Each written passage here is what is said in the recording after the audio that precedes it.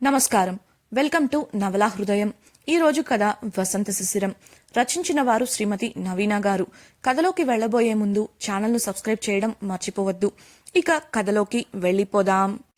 హోటల్లో సౌమ్య ఎదురై శిశిరను పెళ్లి చేసుకోవడం వల్లే వాసుకు ఇలా జరిగిందన్నట్లుగా మాట్లాడుతుంది. ట్రీట్ అయ్యాక క్యాబ్లో ఇంటికి బయలుదేరుతుంది శిశిర. ఆమె వెళ్లడమే గెస్ట్ హౌస్కి వెళ్ళడానికి క్యాబ్ బుక్ చేసిన ఉమా అక్కడే ఎదురు చూస్తూ నిలబడి ఉంది. ఆ హోటల్ లోపల ఎంట్రన్స్కు దగ్గర ఎవరితోనో మాట్లాడుతున్న ఒక వ్యక్తి పరధ్యానంగా బయటకు చూడగా క్యాబ్ కోసం ఎదురు చూస్తూ నిలబడిన ఉమ కనిపించింది. ఎదుటి వ్యక్తితో మాట్లాడుతూనే ఉమను కాసేపు గమనించాడు ఆ వ్యక్తి. కాసేపటికి ముందు అనుకోకుండా తను గుద్దుకుంది కూడా ఆమెనే అని ఆమె వేసుకున్న డ్రెస్ ద్వారా గుర్తించాడు. తను చెప్పాలనుకున్నవన్నీ ఎదుటి వ్యక్తికి చెప్పేసి ఏదైనా అవసరం ఉంటే ఫోన్ చేయమని చెప్పి ఉమను పలకరించడానికి బయటకు కదిలాడు కిషోర్. అతడు ఉమ దగ్గరకు వెళ్లేలోపు ఆమె బుక్ చేసిన క్యాబ్ రావటం, ఆమె ఎక్కటం, క్యాబ్ బయలుదేరడం జరిగిపోయాయి.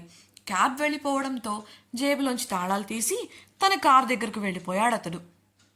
ప్రేమ నివాసం బయలుదేరిన 2 గంటల తర్వాత ఇంటికి చేరుకుంది శిశిర. గేట్ బయటే దిగి నడుచుకుంటూ లోపలికి వెళ్లిన ఆమె తన కళ్ల ముందు కనబడిన దృశ్యానికి కళ్ళు పెద్దవి చేసి చూసింది. హాల్లో ఉన్న సోఫాలో వాసు కూర్చొని ఉండగా వసుంధర్ కూడా మరో సోఫాలో కూర్చొని కనబడింది. ఒక పళ్ళెంలో బోలెడన్ని సున్నుండలు, అరిసెలు పెట్టి బల్లపై పెట్టి ఉండగా వాసు ఒక సున్నుండను తింటూ కనిపించాడు. ఇదిలా ఉంటే వసుంధర కూర్చున్న సోఫా పక్కనే ఆమె బ్యాగ్ సర్ది కనపడింది. కంగారుగా వారి దగ్గరకు వెళ్లిన శిశిర, వాసుగారు, మీరు కూడా ఇలా చేయడం ఏం బాలేదు. ఇన్ని దెబ్బలతో మీరు ఈ ఫుడ్ తింటారా అని చిరుకోపంగా అడిగింది. ఏంటని గోలా? అబ్బాయి ఇలా ఒక సున్నుండ తిన్నాడో లేదో వచ్చి ఏంటని దబాయింపు? కాస్త బలమైన ఆహారం తింటున్నాడు, దానిలో నీకేం తప్పు కనపడింది అని సోఫాలోంచి విసురుగా లేచి ప్రశ్నించింది వసుంధర. కానీ ఇన్ని ఎవరైనా తింటారా అని అడిగిన శిశిరకు, ఇన్ని అబ్బాయి ఏం తినట్లేదు, ఏదో నేను పెట్టుకొచ్చాననే గాని 10 నిమిషాలుగా ఇదిగో ఈ ఒక్క సున్నుండే తింటూ ఉన్నారు అని వసుంధర చెప్పగా శిశిర కాస్త శాంతపడింది. వీరిద్దరి సంభాషణను చిరునవ్వుతో చూస్తూ సున్నుండను ఎంజాయ్ చేస్తున్నాడు వాసు. అంతలో కార్ డ్రైవర్ రావడంతో వాసు అతడికి బ్యాగ్ లోపల పెట్టమని చెప్పాడు. శిశిర ముఖం చిన్నబుచ్చుకుంటూ, అదేంటమ్మా 2 రోజులు ఉంటానన్నావు కదా అని అంటుంటే, మీ నానమ్మ ఆరోగ్యం గురించి నీకు తెలుసు కదా శిశిర, ఏది ఒక పట్టాన తినదు, మీ పిన్ని వంట నచ్చలేదు, త్వరగా రమ్మని ఇప్పటికే 4 సార్లు ఫోన్ చేసింది, పెద్దావిడ కదా తప్పదు అని బదులిచ్చింది వసుంధర. అయినా శిశిర అలకముఖంతోనే ఉండటంతో, అయినా మీరు పండగకు వచ్చేస్తారు కదా, అప్పుడు ఎక్కువ రోజులు ఉండాలి, అసలే పెళ్ళయ్యాక రావడం అదే మొదటిసారి, అయినా కాదు అంటావా, త్వరలో ఒక శుభవార్త చెప్పావంటే ఆ సాకు చెప్పుకొని వచ్చి ఇక్కడే ఉండిపోతాను అని శిశిరను ఉడికించాలని నవ్వుతూ అంది వసుంధర. శిశిర ముఖంలోని అలక కాస్త చిరుకోపంగా మారి గుర్రుగా తలని చూసింది. వాసు వాళ్ల మాటలకు ముసిముసిగా నవ్వుకుంటూ ఫోన్ చూడసాగాడు. అప్పటికే డ్రైవర్ బ్యాగ్ని కారులో పెట్టేయగా సోఫాలో ఉన్న సంచిని చేతిలోకి తీసుకొని బయలుదేరింది వసుంధర. వాసుతో, వెళ్ళొస్తాను బాబు, మీరు అమ్మాయి జాగ్రత్త, పండక్కి తప్పకుండా రండి అని చెప్పగా సోఫాలోంచి లేచి సరేనంటూ లేవబోయాడతడు. మీరుండండి బాబు, తనొస్తుందిలేండి అని వసుంధర చెప్పి శిశిరతో పాటు బయటకు కదలగా కాస్త దూరంలోనే వారిని మెల్లిగా నడుచుకుంటూ అనుసరించాడు వాసు. ముఖద్వారం బయటకు వెళ్లిన వసుంధర శిశిరకు తన చేతిలోని సంచిని అందిస్తూ, ఇది తీసుకో, ఈ వారంలో నీ పుట్టినరోజు వస్తుంది కదా, అప్పుడు వేసుకో అని చెప్పగా మారు మాట్లాడకుండా సంచిని చేతికి తీసుకుంటుంది శిశిర. తల్లి వెళ్ళిపోతుందన్న బాధతో శిశిరకు కంటి వెంట నీళ్లు తిరగగా, పిచ్చిపిల్ల అంటూ కన్నీరు తుడిచి దగ్గరకు తీసుకుంది వసుంధర. కాస్త తేరుకున్న శిశిరతో, అబ్బాయి చాలా మంచివాడు, ఇక్కడికి వచ్చి నిన్ను చూశాక నాకు తనపై నమ్మకం వచ్చింది, నీ పిచ్చి ఆలోచనలతో అబ్బాయిని ఎక్కువ రోజులు దూరం పెట్టకు, ఈ విషయం గురించి ఒకసారి ఆలోచించు, నీ నిర్ణయం చెప్తే మన ఇంటి పద్ధతి ప్రకారం రేపు మీరు పండగకు వచ్చిన సమయంలోనే కార్యానికి ముహూర్తం పెట్టిస్తాం అని చెప్పింది వసుంధర. శిశిర అమ్మా అని అంటుంటే, నేను నీ మంచికే చెప్తున్నాను శిశిర, భర్తకు భార్య ఈ విధంగా దూరంగా ఉండటం మంచిది కాదు, ఇక నీ ఇష్టం అని అంది. అందుకు శిశిర, మీరు ఈ విషయం ఎవరికీ చెప్పొద్దు, ఇది మా వ్యక్తిగత జీవితానికి సంబంధించింది, తప్పక నీతో చెప్పాను అని అంటుంటే, కంగారు పడకు, నేను ఎవరికీ చెప్పను, కానీ నువ్వు కాస్త మీ బంధం గురించి ఆలోచించి దానిపై దృష్టి పెట్టు. ఇంతకు మించి ఈ సమయంలో తల్లిగా నీకు వేరే ఏమీ చెప్పలేను. ఇక వెళ్ళొస్తాను అని చెప్పి కారెక్కింది వసుంధర. ఆమె మాటలకు తల ఊపిన శిశిర ఆమెకు వీడ్కోలు పలికి లోపలికి రాగా గుమ్మం దగ్గర మెల్లిగా అడుగులు వేస్తూ బయటకు వస్తూ కనిపించాడు వాసు. వెంటనే అతని దగ్గరకు వెళ్ళి, అమ్మ బయలుదేరిపోయారు, రండి వచ్చి లోపల కూర్చోండి అంటూ వెనక్కు తిప్పబోయింది శిశిర. ఆమెను ఆపి, నేనలా కాసేపు తోటలో నడుస్తాను శిశిర, డాక్టర్ గారు కూడా నడవమన్నారు కదా అని వాసు అనడంతో తన చేతిలో ఉన్న సంచిని పక్కన పెట్టేసి అతనితో పాటు మెల్లిగా తోటవైపు అడుగులు వేసింది. ఆమె అతడిని పట్టుకోకపోయినా వెన్నంటే ఉంటూ అతను పడకుండా చూస్తూ 30 నిమిషాల పాటు అతనితో పాటు ఉంది శిశిర. ఆ తర్వాత లోపలికి తీసుకురాగా చెమటలతో తడిచి అలసిపోయిన అతడు, నేను స్నానం చేయాలి శిశిర, చాలా చిరాగ్గా ఉంది, 4 రోజులైంది కదా, డాక్టర్ కూడా చేయొచ్చు, కాకపోతే డ్రెస్సింగ్ చేసే సమయంలో కాస్త బాగా తొడవమని చెప్పారు అని అనడంతో సరేనంటూ అతని స్నానానికి ఏర్పాట్లు చేసింది. పని మనిషిని పిలుస్తానంటే నువ్వుండు, నీకైతే గాయాల విషయంలో జాగ్రత్త తీసుకోవడం తెలుసు అని వాసు అనడంతో ఇష్టం లేకపోయినా తప్పక ఒప్పుకుంది శిశిర. అతను బాత్రూంలోకి వెళ్లడమే ఒక స్టూల్ తీసుకెళ్లి అతనికి కూర్చోవడానికి వేసింది. ఆ స్టూల్ వేసిన ప్రదేశంలో కింద అంతా తడితడిగా ఉండగా నెమ్మదిగా అతనికి చెయ్యందించి స్టూల్పై కూర్చోపెట్టడానికి ప్రయత్నించింది. అతని బరువు ఆమె బరువుతో కలవగా తడి నేలపై నిలబడిన శిశిర కాలు జారింది. అప్పటికే వాసు స్టూల్పై కూర్చోగా శిశిర మాత్రం జారుతున్నదల్లా నిలకడగా ఉండేందుకు ప్రయత్నించి పక్కనే చేతికి అందిన దాన్ని పట్టుకుంది. అంతే, మరుక్షణం తాను పట్టుకున్న ట్యాప్ ఊడి చేతికి రాగా దాంతోపాటు మళ్లీ జారి కింద కూర్చుండిపోయింది. వాసు ఆమెకు చెయ్యందించినా అతడి గాయాలు దృష్టిలో పెట్టుకొని పట్టుకోలేదు. ఆ ట్యాప్ ఊడే సమయంలో తెలియకుండానే శిశిర ట్యాప్ ఆన్ చేసి ఉండటం వల్ల షవర్ ఆన్ అయ్యి దాని ఎదురుగా ఉన్న వాసుని శిశిరను తడిపేయగా ఆ షవర్లోనే లేచి ట్యాప్ని మళ్ళీ సెట్ చేయడానికి ప్రయత్నించింది. కానీ అది విరిగిపోయి ఉండటంతో ఎంత ప్రయత్నించినా బాగు చేయడం కుదరలేదు. దాంతో షవర్తో పాటు పడేలా వేడి నీళ్ళ ట్యాప్ను కూడా తిప్పి, వాసుగారు ముందు మీరు స్నానం చేసి రండి, దీన్ని ఏం చెయ్యాలో తర్వాత చూద్దాం అంటూ మీ డ్రెస్ అక్కడ పెట్టాను, మీ స్నానం అయిందో పిలవండి అని చెప్పేసి బయటకు వెళ్ళిపోయింది. అప్పటికే ఆమె పూర్తిగా తడిచిపోవడంతో ఫస్ట్ నువ్వు తలదుడుచుకో అని వెళుతున్న ఆమెకు చెప్పాడు వాసు. అలాగే అని చెప్పి బాత్రూమ్ తలుపు దగ్గరకు వేసి బయటకు వచ్చేసింది శిశిర. కబోర్డ్ నుండి టవల్ తీసుకుని తుడుచుకుంటూ బాల్కనీలోకి వెళ్ళిపోయింది ఆమె. గోరువెచ్చటి నీళ్లు శరీరంపై పడగా మెల్లిగా శుభ్రంగా స్నానం చేసి తుడుచుకొని టవల్ కట్టుకొని బయటకు వచ్చాడు వాసు. గదిలో ఉన్న అతనికి బాల్కనీలో నిలబడి తడితలను తుడుచుకుంటున్న శిశిర కనిపించింది. ఇంకా దుస్తులు మార్చుకోకపోవడంతో తడిచిన దుస్తులు శరీరానికి అతుక్కుపోయి ఆమె వంపుసంపులు కన్నుల విందు చేస్తుంటే చూపు తిప్పుకోలేకపోయాడు వాసు. మనసుకు నచ్చిన, మనసుకు మెచ్చిన దేవత ఎదురుగా ఇలా అందంగా కనిపిస్తుంటే మనసు రెక్కలు విప్పుకుంది. చిరుదరహాసంతో మైమరచి ఆమెను చూస్తుండగా తల తుడుచుకుంటూ యథాలాపంగా తల తిప్పిన శిశిరకు తననే చూస్తూ కనిపించాడు వాసు. ఆమె అలా చూడటమే చూపు తిప్పేశాడతడు. వెళ్ళి సోఫాలో కూర్చోగా శిశిర మొహమాటంగా నడుస్తూ లోపలికి వచ్చి ఫస్ట్ ఎయిడ్ కిట్ అందుకుంది. అతడి పక్కనే కూర్చొని డ్రెస్సింగ్ చేయడం కోసం దూది తీసుకుని తుడవబోగా ఆమె చెయ్యిని పట్టుకొని ఆపాడు వాసు. ఎందుకు అన్నట్లు ఆమె అతన్ని చూడగా ఆమెను చూడకుండానే, వెళ్ళి ముందు డ్రెస్ మార్చుకునిరా, ఇంకా ఇలానే ఉంటే జలుబు చేస్తుంది అని చెప్పాడు. ఆమె సంశయంగా చూస్తుంటే గాయాలు కూడా ఇలో పారతాయి అని సర్ది చెప్పగా అక్కడి నుండి వెళ్ళిపోయింది ఆమె. ఆమె వెళ్లడమే కళ్ళు మూసుకొని వెనక్కి వాలిన వాసుకు ఆమె తడిదేహం వంపు సంపులే కళ్లల్లో మెదిలి శరీరంలో వేడిని పుట్టించాయి. కానీ ఆమెకు ఇష్టం లేకుండా దగ్గరవ్వడం సబబు కాదని తనను తాను నియంత్రించుకుంటూ ఉండిపోయాడు. అప్పటికే పనివాళ్లు వచ్చి టెంపరీగా ఆ బాత్రూంలో వాటర్ సప్లైకి నిలిపేశారు.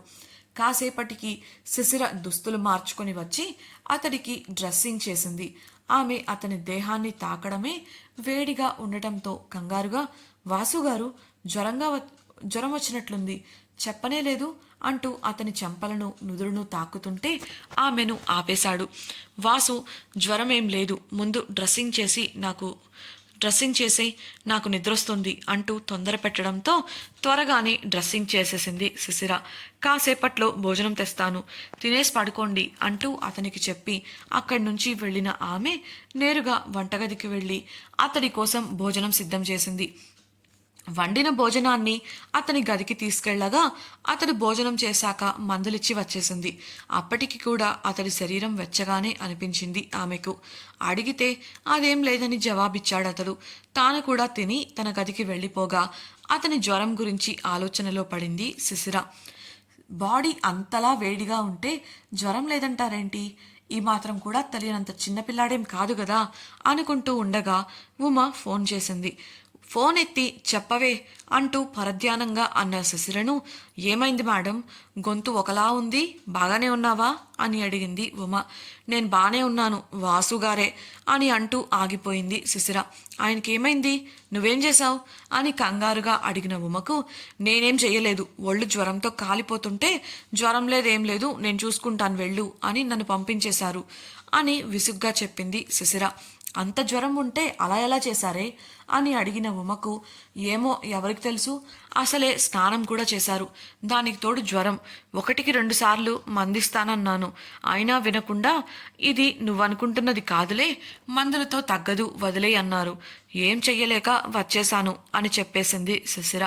నువ్వు అనుకుంటున్నది కాదు, మందులతో తగ్గదు అన్న మాటలు ఉమను ఆలోచింపచేయగా 1 నిమిషానికి మాట్లాడుతూ, ఇంతకీ ఇవాళ మీ మధ్య ఏదైనా డిఫరెంట్గా జరిగిందా, అంటే రోజూ జరగనిది ఇవాళ మాత్రమే జరిగినది అని ఆరా తీసింది. అలాంటిదేం లేదే, ఇంటికి వచ్చాక అమ్మ బయలుదేరింది, తర్వాత ఆయనతో తోటలో కాసేపు నడిచాను, స్నానం చేస్తానంటే సాయం చేశాను అన్నట్టు నా బ్యాడ్ లక్ ఏమో గాని సమయానికి ఆ ట్యాప్ కూడా చేతికొచ్చేసింది, నీళ్ల ప్రవాహం ఆపడమే కుదరలేదు అని చెప్పింది శిశిర. అందుకు ఉమ, అంటే నువ్వు తడిచావా అని అనుమానంగా అడగగా, ట్యాప్ ఊడిపోయి నీళ్లు పడుతుంటే తడవకేం చేస్తాను, నేనే కాదు వాసుగారు కూడా తడిచి ముద్దయ్యారు అని వివరించింది శిశిర. అప్పుడు ఏదో అర్థమైన ఉమ నోటికి చెయ్యడ్డు పెట్టుకొని నవ్వుతుంటే, ఏంటే ఆ నవ్వు అని విసుగ్గా అడిగింది శిశిర. నువ్వు ఇవాళ ఉదయం వేసుకొచ్చిన డ్రెస్లోనే కదా తడిచావు అని అడిగిన ఉమకు, అవును ఏ అని బదులిచ్చి ఎదురు ప్రశ్న వేసింది శిశిర.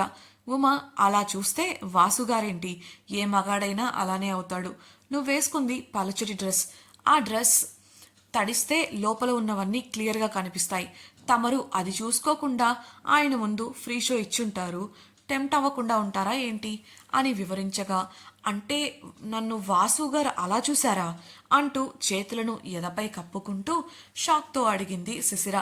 నవ్వే సమాధానంగా ఇచ్చిన ఉమతో, చిపోవే ఆపు నీ నవ్వు, అయినా దానికి ఆయన జ్వరానికి సంబంధం ఏంటి అని అలకగా అడిగిన శిశిరకు, నిన్ను ఇందుకేనే పుస్తకాల పురుగు అనేది, అందమైన పెళ్ళాం అంత చక్కటి దర్శనం ఇస్తే ఏ మగాడికి మాత్రం వేడి పుట్టదు, దాన్ని జ్వరం అని ఎవ్వరూ అనరు, నువ్వేమో చదువు పేరుతో రెడ్ సిగ్నల్ వేశావు, అందుకే ఆయన నిన్ను బయటకు పొమ్మన్నారు అని చెప్పింది శిశిర.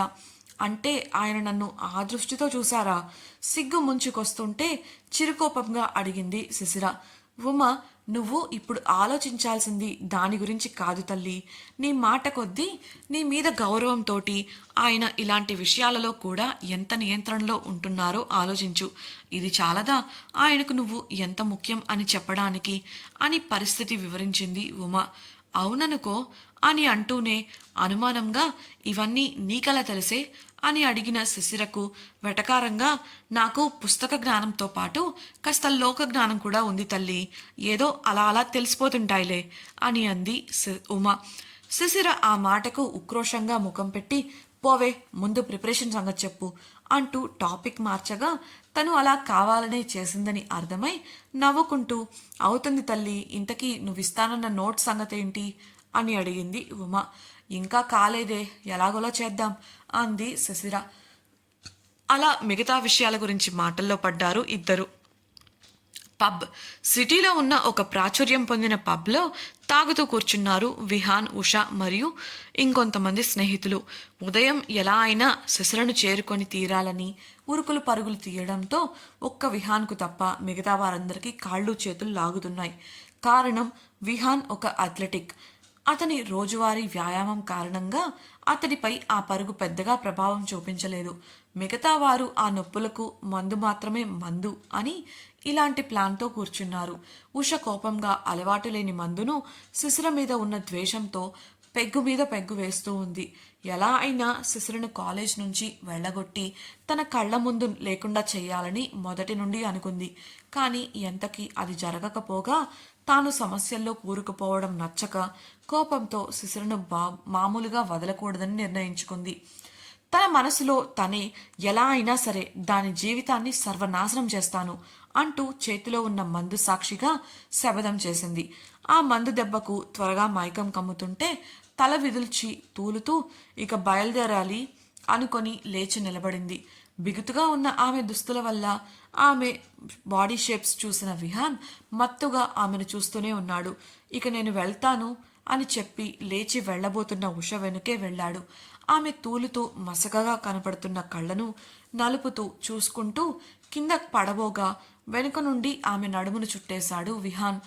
ఎవరో తన నడుమును పట్టుకోగానే కోపం వచ్చిన ఉష ఏ వదులు నన్ను అంటూ విడిపించుకుంటుంటే don't worry baby, I will drop you అని అన్నాడు విహాన్. అతడి చేతులు ఆమెను ఎక్కడెక్కడో తడుముతుంటే వదిలించుకోవడానికి తూలుతూనే ప్రయత్నించింది ఉష. అది విహాన్ అని అర్థమై ముద్దగా మాట్లాడుతూ రేయ్ విహాన్, వదలరా నన్ను, నేను వెళ్ళగలను, నా కజిన్ ఆన్ ది వే అంది అతన్ని నెడుతూ. ఇట్స్ ఓకే బేబీ, అప్పటి వరకు నేను కంపెనీ ఇస్తాను అంటూ ఆమెను పబ్ ఎంట్రన్స్ నుండి ఒకవైపుకు తీసుకెళ్తున్నాడు విహాన్. తాగిన మందు కారణంగా ఆమెకు మెల్లిగా మత్తెక్కువై తన శరీరంపై మనసుపై కంట్రోల్ కోల్పోతుంది ఉష. ఆమెను పట్టుకొని వెళుతున్న విహాన్ పక్కనే ఉన్న సందులోకి ఆమెను తీసుకెళ్లాడు. నిర్మానుష్యంగా మరియు చీకటిగా ఉన్న ఆ ప్రాంతంలో ఆగి చుట్టూ చూసుకొని ఉషను గోడకు లాక్ చేశాడు. ఉష మత్తు వల్ల శరీరంలో శక్తి లేకపోయినా అతన్ని దూరంగా నెట్టాలని చూసింది. కానీ అది ఈగలు తోలుతున్నట్లు ఉండడంతో ఏమాత్రం అతడిపై ప్రభావం చూపలేదు. తెల్లగా మెరుస్తున్న ఆమె శరీరంపై ఆమె వేసుకున్న నలుపు రంగు పొట్టి డ్రెస్ ఆమెను మరింత అందంగా కనబడేలా చేస్తూ అతన్ని రెచ్చగొడుతుంటే కళ్ళతోనే తినాలన్న కోరికగా చూశాడు అతడు. ఇవాళ నువ్వు చాలా హాట్గా ఉన్నావు బేబీ, అస్సలు వదలాలని లేదు అంటూ ఆమె పెదాలకున్న ఎర్రటి లిప్స్టిక్ అతన్ని ఊరిస్తూ ఉంటే మునివేళ్లతో ఆమె కింది పెదవిని నలుపుతూ కసిగా చూస్తూ చూపులను కిందికి పోనించాడు. సన్నని మెడ, లోతైన పయ్యద, ఉండి లేనట్లు ఉన్న నడుము, ఇలా కిందికి జారుతున్న అతని చూపు తొడలపై వరకు మాత్రమే ఉన్న డ్రెస్ దగ్గరే ఆగిపోయింది. నల్లటి డ్రెస్ కింద తెల్లటి మృదువైన తొడలు ఊరిస్తుంటే ఆగలేక వాటిపై చేయి వేశాడు. ఆ చేతిని నెమ్మదిగా వెనుకకు జరిపి ఆమెను దగ్గరకు లాక్కుని పెదవులను అందుకోవాలని చూడగా ఆమె మత్తుగా తల పక్కకు తిప్పేసింది. దాంతో ఆమె మెడవంపులలో ముద్దులు పెడుతూ నచ్చిన చోట తడుముతూ వత్తుతూ తాత్కాలిక ఆనందాన్ని పొందుతున్నాడు. ఆమెను గట్టిగా హత్తుకొని తనకేసి అదుముకుంటూ ఆమె స్పర్శలోనే సుఖాన్ని పొందుతున్నాడు. భుజం దగ్గర దుస్తులు పక్కకు తప్పించి సున్నితంగా ముద్దు పెడుతూ తొడల మీద నుంచి చేతులను దుస్తుల లోపలికి తీసుకెళ్తుంటే వారిపై వెలుగుపడింది. వెంటనే ఉషకు దూరం జరుగుతూ ఆమె దుస్తులను సరిచేశాడు విహాన్. వస్తున్న వెలుగు వైపు చూడగా ఒక కార్ వారున్న సందులోకి వస్తూ కనబడగా అక్కడే గోడకు పెట్టిన తన ఫోన్ తీసుకొని ఉష పక్కనే సాధారణంగా నిలబడ్డాడు. తమను దాటి వెళ్ళిపోతుంది అనుకున్న కార్ తమ ఎదురుగా ఆగడంతో హడలిపోయాడు విహాన్. ప్రేమ నివాసం. అందరూ నిద్రపోయాక మెల్లగా పిల్లిలా మెట్లు దిగింది శిశిర. చుట్టూ ఎవరూ లేరని నిర్ధారించుకొని చీకట్లో అడుగులో అడుగు వేసుకుంటూ నేరుగా ఒక గది వైపు వెళ్ళింది. లోపలికి వెళ్ళిన ఆమె అక్కడే ఒక అరమరలో చేయి పెట్టి దేనికోసమో వెతకసాగింది. కేవలం ఫోన్ టార్చ్తో దానికోసం వెతుకుతున్న ఆమె ఇదేంటి, ఇక్కడే ఉండాలి కదా, ఎక్కడుంది అనుకుంటూ మునివేళ్లపై నిలబడి మరీ చేతులతో తడుముతూ ఉంది. ఇంతకీ కారులో ఉందెవరు? నిజంగానే ఆ కారు వారి కోసమే వచ్చిందా? తనను విహాన్ ఇలా చేశాడని ఉష తెలుసుకుంటుందా? ఒకవేళ తెలిస్తే ఆమె స్పందన ఎలా ఉండబోతోంది? తనపై వాసుకు కలిగిన భావన గురించి తెలుసుకున్న శిశిర ఏం చేయబోతోంది? శిశిర ఎక్కడికెళ్ళింది? ఆమె అక్కడ దేనికోసం వెతుకుతోంది? తెలుసుకోవాలనుకుంటున్నారా? అయితే వసంత శిశిరం రాబోయే ఎపిసోడ్స్ని ఛానల్ను సబ్స్క్రైబ్ చేయడం ద్వారా వినేయండి. అలాగే మీకు ఈ వీడియో నచ్చినట్లయితే లైక్ చేసి మీ సన్నిహితులతో షేర్ చేయండి. మీ అభిప్రాయాలను మాతో పంచుకోవడం కోసం తప్పకుండా కమెంట్ సెక్షన్లో తెలియజేయగలరు. ఇట్లు మీ నవలా హృదయం team. Thank you for listening.